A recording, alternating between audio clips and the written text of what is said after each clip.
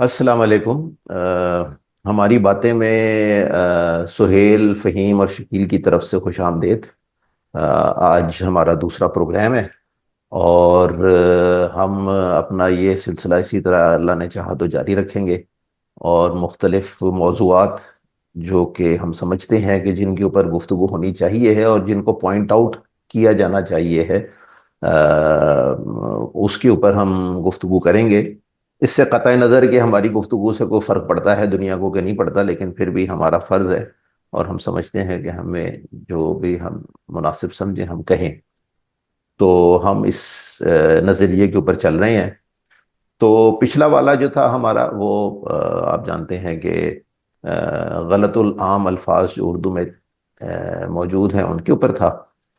तो जो आज का मौजू है उसके लिए मैं फ़हीम साहब से कहूँगा कि फ़हीम साहब ज़रा बताइए आज का क्या मौजू है हमारा।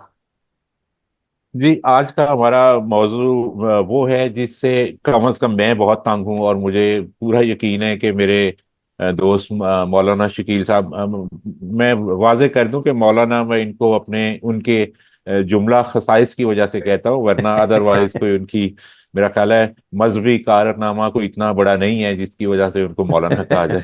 ठीक। तो मुझे यकीन है कि सुहेल साहब और मौलाना जो है वो मेरे हम ख्याल हैं इस मामले में।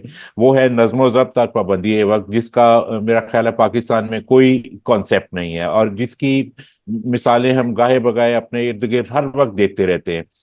तो ये आज की नशिस्त का मौजू ये है कि कुछ ऐसी चीजें पॉइंट आउट करें जिससे पता चले कि हमारे यहाँ नज्म ज़ब्त और पाबंदी ए वक्त का क्या हाल है। तो मैं आप सुहेल साहब और मौलाना शकील साहब से दरख्वास्त करता हूँ कि ये इसकी अहमियत, ख़ास तौर पे इसके मजहबी अहकामात जो हैं, उसमें क्या है, हमारे कुरान हमें क्या सबक सिखाता है, और इन चीज़ों की ज़रा थोड़ी वजाहत करें ताकि हमारे नाजरीन को पता चल सके कि हमारा मज़हब इस हवाले से क्या कहता है। अच्छा, अच्छा। सुहेल साहब यार फरमाइए। शकील साहब, हाँ शकील साहब से ही हम रिक्वेस्ट करेंगे मजहब के हवाले से, क्योंकि उनका मुताल्ला जो है वो हमारे हम तीनों में मेरा ख्याल है सबसे ज्यादा मजहब के हवाले से उनका ही है। लेकिन वैसे यार अगर देखा जाए दुनियावी लिहाज से तो जो मतलब जिन कौमों ने यार तरक्की की है उनको अगर देखें तो उनमें ही ये एक खासियत हमें बड़ी वाज़े नज़र आती है कि वो एक डिसिप्लिन, नज़्म है, वक्त की अहमियत को समझना है और हर मामले में जो है वक्त की पाबंदी करना है। और दूसरी तरफ उसका ऑपोजिट अगर देखें यार, जो कौमें जो है वो पीछे रह गई हैं, जिसमें आपने जिक्र किया हम भी उसमें शामिल हैं बदकिस्मती से, कि वो वक्त की कोई अहमियत नहीं है हमारी नज़र में, वादे की कोई अहमियत नहीं है, कोई डिसिप्लिन नहीं है। वो आगे इन चीज़ों को हम देखेंगे, वो जब हम ये डिसिप्लिन या नज़्म ज़ब्त की बात करते हैं तो वो क्या है। लेकिन अब कौमी अगर आप लेवल के ऊपर बात करते हैं तो अ, इन दो चीज़ों के ऊपर अमल करके कौमें बहुत आगे निकल गई हैं और कौमें फिर बहुत पीछे भी रह गई हैं। इन दोनों जो हैं एस्पेक्ट्स को, इन दोनों जो हैं अहम मामलात को नज़रअंदाज करके। अच्छा, इनफरादी तौर पे भी अगर देखा जाए, जो बड़े बड़े बिजनेसमैन हैं दुनिया में, या बड़े बड़े बिजनेसेस हैं, वो इन्हीं चीज़ों के ऊपर अमल करके वो कहाँ से कहाँ पहुंच गए। और जिन्होंने इसके ऊपर इनको फॉलो नहीं किया, इन पर अमल नहीं किया, वो बहुत पीछे रह गए। तो ये दुनियावी लिहाज से जो है वो मेरा ख्याल है माजरत कि ये सोहेल साहब, आपकी बात काट रहा हूँ। अगर उसमें देखा जाए तो हमारे बाबा कौम जिस है उनका जो अकवाल है उनमें से ये पहली उनमें शामिल है, इत्तेहाद हाँ। तंजीम और यकीनी मोहकम। तो उसमें तंजीम जो हम्म। है वो यही चीज़ है जो नज्म ज़ब्त है। तो हाँ हमें बिल्कुल। दुनियावी तौर पे भी अगर देखा जाए तो हमारे बाबा कौम ने पहले दिन से इसकी अहमियत हमें उसकी वजाहत कर दी थी। मौलाना, हम्म। आप जरा थोड़ा सा इस पे मजहबी लिहाज से थोड़े से इसके बारे में वजाहत कीजिए कि अच्छा, हमें क्या अहकामात मिले हैं। हाँ, मैं आपको पहली बात बताऊं कि जी जितनी भी हमारी इबादात हैं वो दो ही चीज़ें सिखाती हैं, वक्त की पाबंदी और नज्म ज़ब्त। इसमें नमाज के औकात मुकर्रर हैं। इसके अंदर जो है वो ये बात पता है कि जी रोज़ा, हज वगैरह ये सारे असल में नज़्म व ज़ब्त की तरबियत गाहें हैं। ये तीनों अगर जो बड़े हमारे इबादात हैं, ये जो दो चीज़ें सिखा रही हैं, उसमें से अगर हम पहले नज़्म व ज़ब्त की बात करें तो ये तीनों चीज़ें जो है वो नज़्म सिखा रही हैं। और फिर जो है वो इसी तरह वक्त की पाबंदी भी ये सिखाती हैं। नमाज का शुरू होने का टाइम है, नमाज के ख़त्म, इसी तरह रोज़े के शुरू होने का टाइम है, रोज़े के ख़त्म होने का टाइम है। और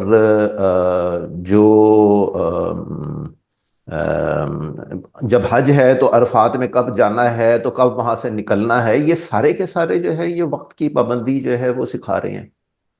और यानी इबादात और मामलात दोनों के अंदर हमें हमारा दीन जो है वो ये दोनों चीज़ें सिखाता है। अच्छा मौलाना, ये अब आपने बहुत अच्छी, एक मैं आपकी माजरत में फिर जी जी। बात काट रहा हूँ, ये आपने बहुत अच्छी बात की।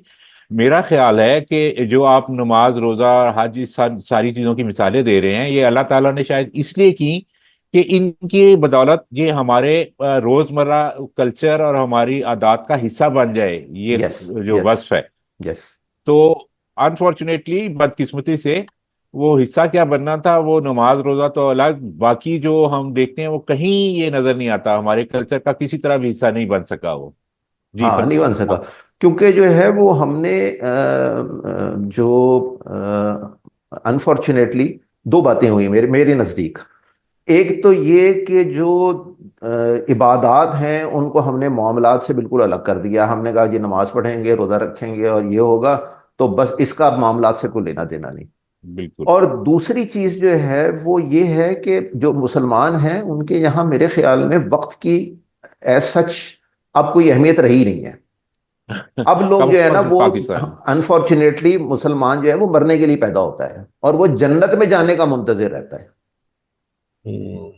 और जो है वो यानी दुनिया में वो इसलिए रह रहे हैं मेरे ख्याल में कि वो बस बस एक वक्त गुजारी है, वो यहाँ आएंगे, उन्होंने जो है ना बड़ी मुश्किल से कुछ वक्त गुजारना है और मर के हम जन्नत में चले जाएंगे।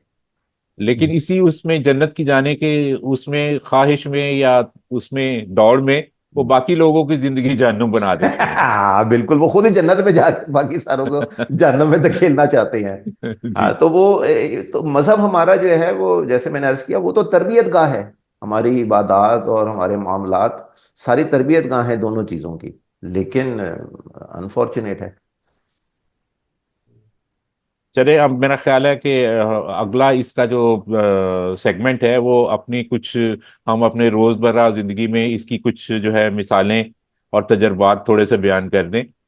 वैसे तो मेरा ख्याल है इसकी कोई ज़रूरत नहीं है, आप बाहर निकलें तो एक हाँ लाइन शुरू हो जाती है हाँ। तजर्बात की और मुशाहिदात की। बहरहाल, सोहेल साहब, आप इब्तदा कर दीजिए। अच्छा देखें, दोनों एस्पेक्ट्स हमें देखने हैं। एक इसके समरात, असरात जो है जी वो जी। हमें देखने होंगे। मुझे यार इत्तेफाक ऐसा हुआ, मैंने सोचा भी नहीं था, लेकिन एक मौका मिल गया। मैं जापान, मेरी एक असाइनमेंट लग गई, मैं एक साल वहां पे रहा। और वो मैं सारा साल शर्मिंदा शर्मिंदा ही रहा, क्योंकि मैंने वहां पे उस कौम के अंदर जितना ये नज्म व ज़ब्त का मुजाहरा, वक्त की पाबंदी का मुजाहरा देखा है ना, वो नाकाबिले यकीन था हमारे लिए शुरू में। और फिर जब हमने उस कौम की तरक्की को जरा देखा, गौर किया उसके ऊपर, तो फिर पता चला कि यार ये बुनियादी तौर पर ये डिसिप्लिन, वक्त की पाबंदी, ये वो इंग्रेडिएंट्स हैं, ये वो आप कह रहे हैं कि अज्जा हैं, जिनकी वजह से वो जापानी कौम जो है ना, वो 1945, 1945 में जो ये सेकेंड वर्ल्ड वॉर हुई, दूसरी जंग अजीम, तो उसके बाद से जिस तरीके से उस कौम ने तरक्की की है ना, तो ये दो बुनियादी चीजें थी। यानी इस हद तक यार कि हम लोग वहाँ पे ज्यादातर लोग जो हैं वो जो ट्रेनों में सफर करते हैं, अपने घर से निकले काम करने के लिए जाना है तो वो ट्रेन ज्यादा पॉपुलर एक है।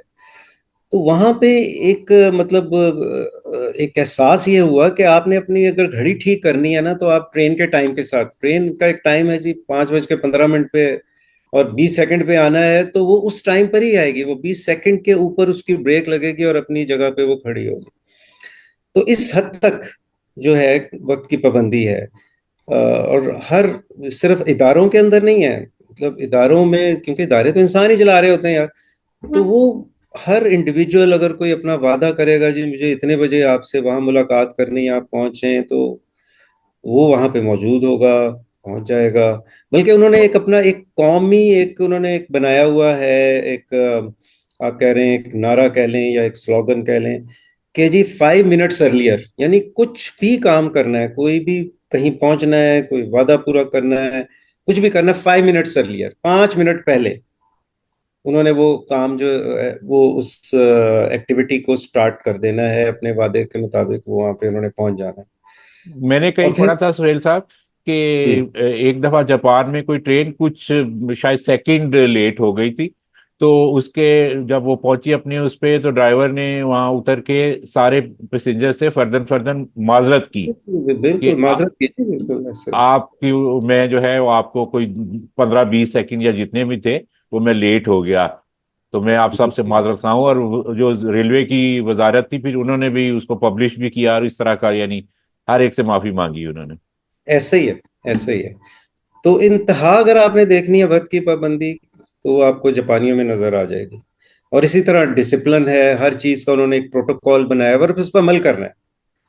तो ये मेरा ख्याल है कि ये एक, अगर आपने बेंचमार्क बनाना है किसी कौम को, तो वो एक बेहतरीन बेंचमार्क है कि हम जापानी कौम को, अब तो यूट्यूब और ये सोशल मीडिया की वजह से ये चीज़ें आसानी से देखी भी जा सकती हैं, महसूस भी की जा सकती हैं। तो ये एक बेहतरीन, मैं समझता हूँ, एक मिसाल होगी कौम को अपने अपने पाबंदी वक्त और अपने नज्म व ज़ब्त को सीधा करने में। शकील जी साहब, सोहेल साहब ने तो जापान की मिसाल दी, अब जरा आप अपने मुल्क में कुछ थोड़े से मुशाहिदात बयान करें, यहाँ क्या क्या होता है।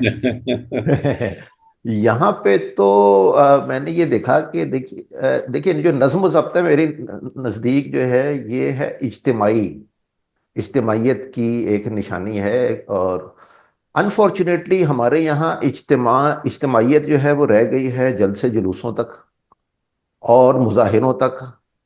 और इनफरादी जिंदगी, बाकी सारे लोग इनफरादी जिंदगी बसर कर रहे हैं। अच्छा, इनफरादी जिंदगी में सब मादे पे आजाद हैं, जिसका जो दिल करता है वो करता है। शादी का में कार्ड पे लिखा हुआ है कि आपने 7 बजे पहुंचना है, 10 बजे 11 बजे लोग आ रहे हैं। मैं आपको यहाँ याद दिलाऊं कि हम जब इश्तियाक की शादी में पहुंचे थे तो उस वक्त अभी टेंट भी नहीं लग रहे थे, और उसने हाँ। खुद आके हमसे कहा था कि आप जाओ, 2 घंटे बाद आना। हाँ। और मुझे कराची में एक शादी में जाने का इत्तेफाक हुआ, आज से कोई 2 ढाई साल पहले की बात है। तो वहां पर रात के 12 बजे शोर मचाया। मैं कहा यार दे दो खाना, तेरी मेहरबानी है। तो उन्होंने सिर्फ हमारे मेरे शोर मचाने की वजह से, और इसलिए कि मेरे साथ जो शोर मचाने वाले थे वो उनमें दूल्हे के बाप के बॉस मौजूद थे, इसलिए उन्होंने खाना खोल दिया। अदरवाइज उनका कोई मूड नहीं था। उन्होंने कहा जी 1 बजे शुरू होगा, तो वो इस तरह से, मतलब शादियों का ये हाल है।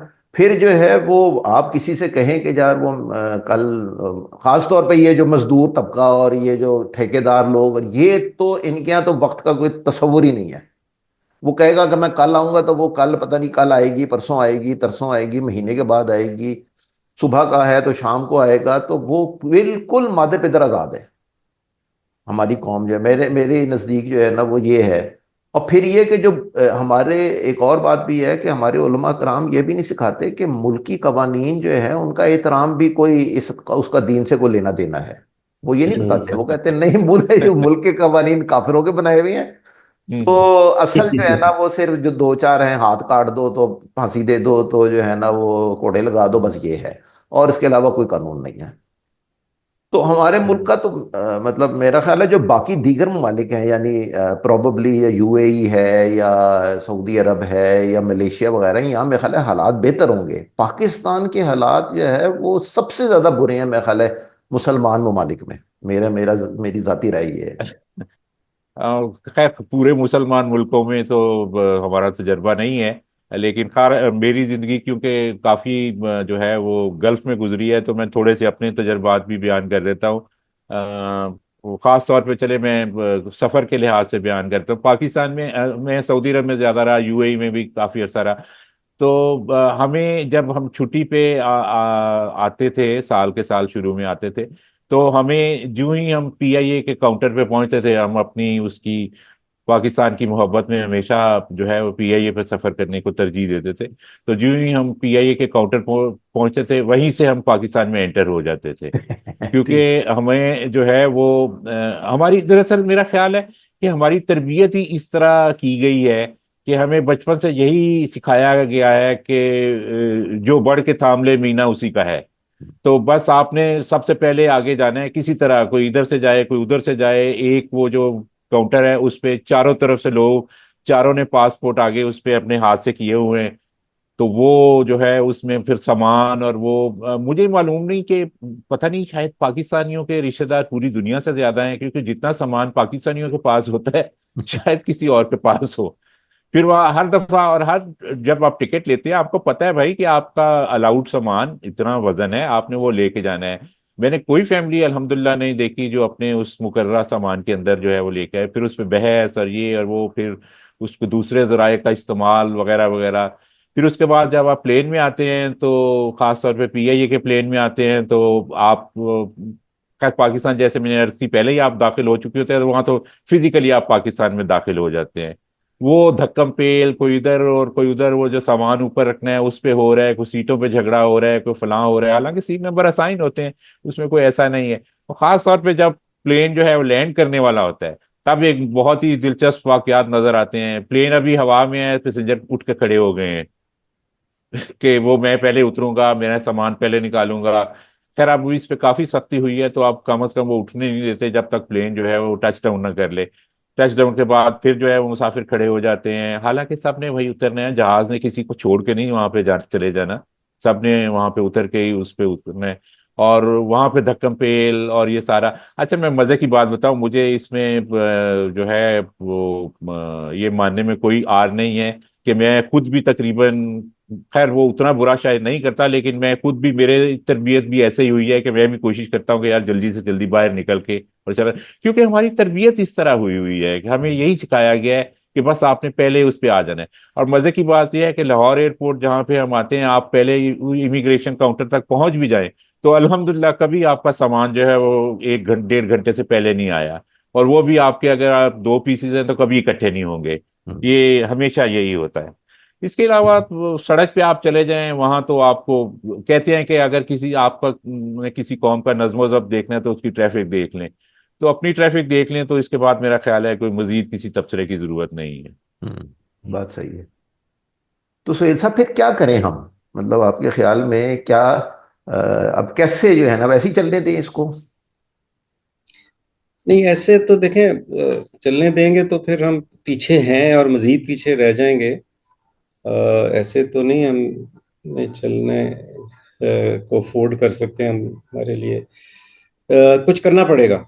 और जिस तरह भी फहीम ने कहा कि यार ये तरबियत बेसिकली एक है।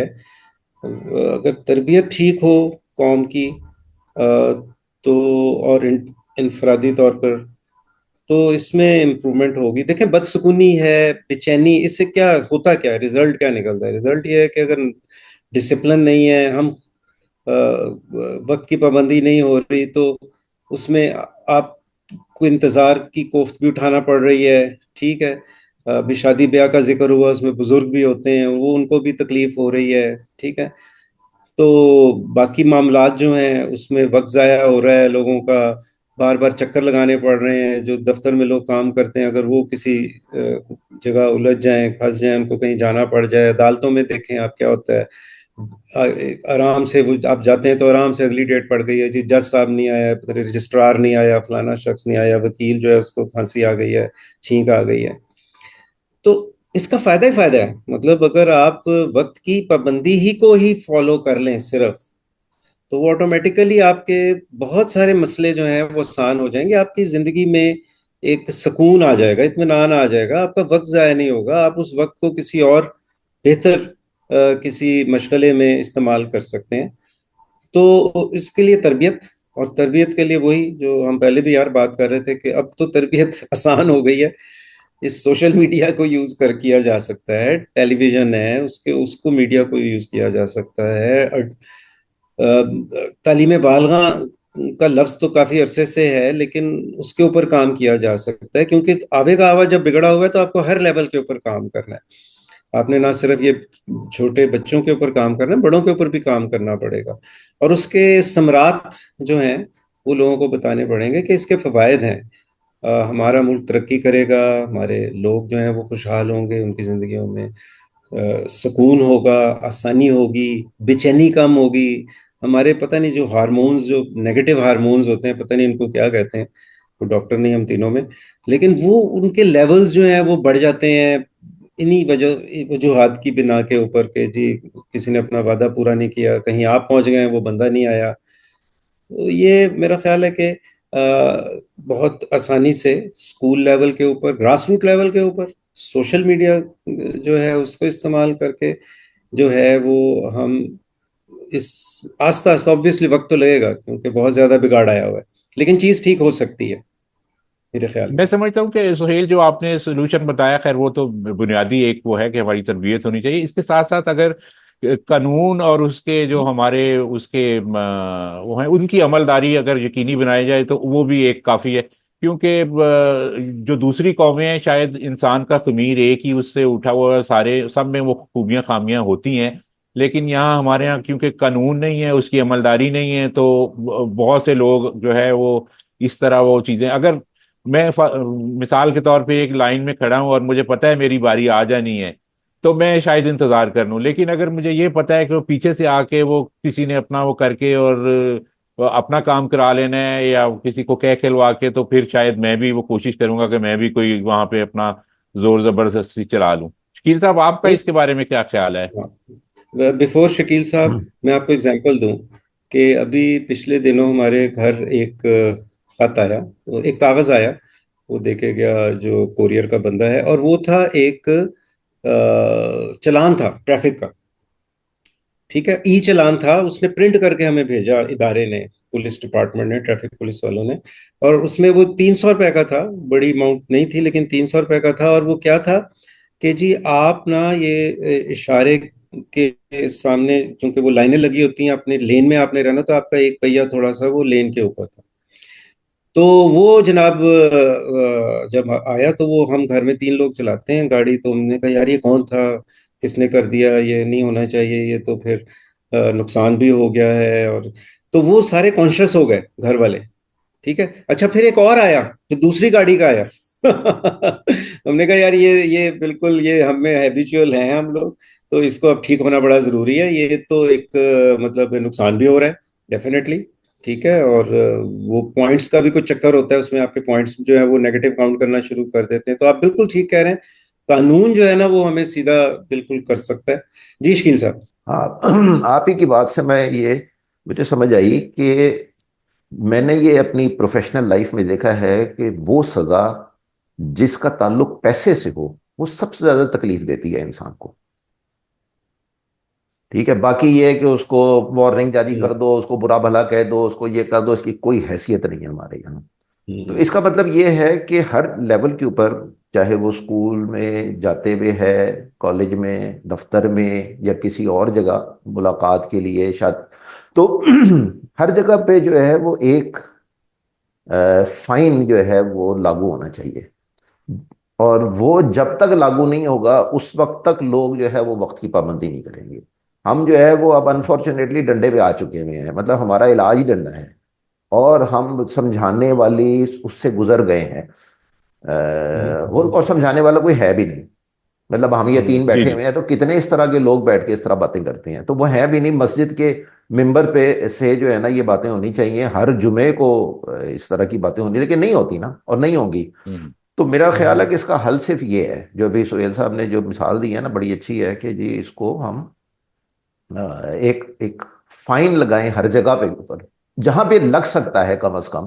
ठीक है, अब शादी में मेहमानों के देर से आने के ऊपर तो फाइन ही लग सकता है, लेकिन चलो ये हो सकता है कि जी आपके पास हॉल जो है ना 2 घंटे के लिए, 3 घंटे के लिए, इसके बाद आपको जो है ना वो 25,000 रुपये फाइन हो जाएगा, फिर जो है ना लोग सीधे होंगे। मेरा अदरवाइज ख्याल है यहाँ शकील साहब, अगर सिर्फ जो है वो खाना वक्त पे खोल दिया जाए तो मेरा ख्याल है अगली दफा मेहमान खुद ब खुद जो है वो वक्त पे आएंगे। हाँ ये भी ये है। ये बड़ा लिख दिया जाएगा, खाना इतने बजे खुल जाएगा और खाना खुल इतने बजे जाएगा। खोल दीजिए और खोल दिया जाए। क्योंकि हाँ हमारे यहाँ ये भी एक मसला है कि वो लोगों का, जी बस वो एक आ रहे हैं, ये रह गए हैं, ये रह गए हैं। हाँ अब जो हाँ, बेचारे वक्त पे आए हुए हैं उनका क्या कसूर है? हाँ, वो जलील होते बिल्कुल फिर रहे सही हैं। है। अच्छा अभी लेकिन ना, जो हाँ, एक साल पहले, सॉरी, एक साल पहले, एक डेढ़ साल पहले की बात है। एक मैंने खबर पढ़ी चाइना के अंदर, उन्होंने एक कहा कि जी अब हमारी जो है ना कौम के, हमें बिहेवियर्स के ऊपर काम करना है, यही चीजें उनके अंदर, वक्त की पाबंदी, कानून की पाबंदी। तो उन्होंने कहा कि अब हम इंडिविजुअल का बिहेवियरल इंडेक्स, इस तरह की चीज है हम्म, कि ये इंडेक्स जो है ना वो हम डिफाइन करेंगे क्या होना चाहिए और एक बंदे का है क्या इस वक्त। तो वो जनाब, वो देखें जो आगे कॉमें जा रही है, वो इस जी जी, एस्पेक्ट इस पे भी, लेवल इस तक है। डायमेंशन में हाँ। भी काम कर रहे हैं हम्म। जी कि जी। आपका क्या जी। तो मेरा ख्याल है इस पे काफ़ी अच्छी सैर हासिल हमारी गुफ्तगू हो गई।